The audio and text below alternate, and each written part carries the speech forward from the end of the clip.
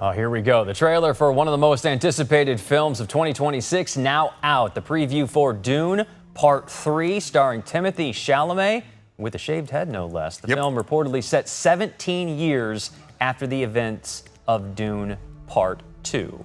And go ahead. Just Robert Pattinson making an appearance in this one. Oh, really? Okay, way to tease that. Also, overnight, the first trailer for Spider-Man Brand New Day came out. It sees Tom Holland's Peter Parker crossing paths with iconic comic characters such as Scorpion and the Punisher.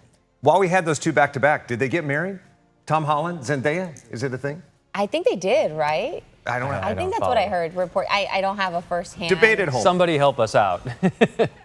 But they are quite a pair, and that franchise right there, you talk about a moneymaker for Marvel, and it just keeps going, too. And he does so great as Spider-Man. Personally, that's my favorite. Me too.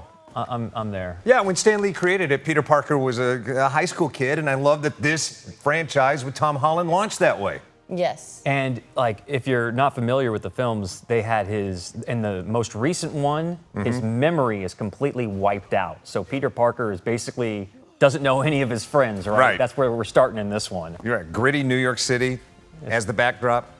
Can't wait. We'll take you behind the scenes, I guarantee you, and take a look. One of many films this year, just to emphasize how big a year it could be at the box office. These are just some of the movies we're going to be seeing this year. The lineup includes the Michael Jackson biopic, Michael, next month, Toy Story 5 in June, Spider-Man in July, and we could see one of the biggest weekends in box office history on December 18th.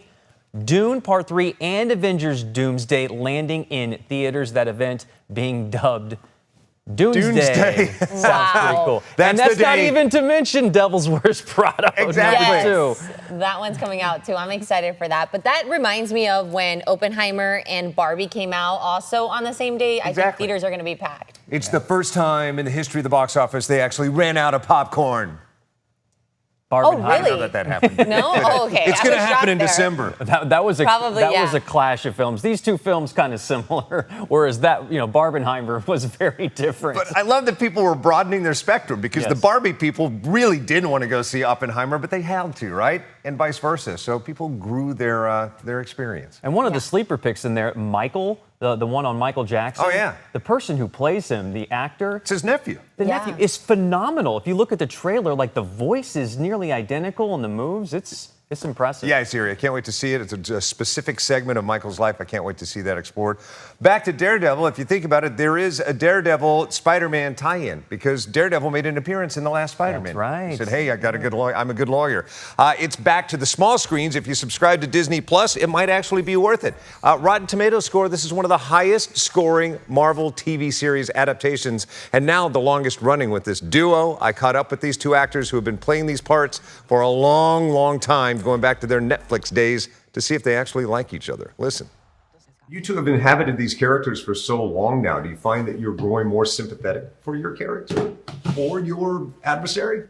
I have no sympathy for his character. Nor do I have any empathy. It's getting worse. Nor is he ever on my mind at all. Nor do I like him. Like when you're how should I put this?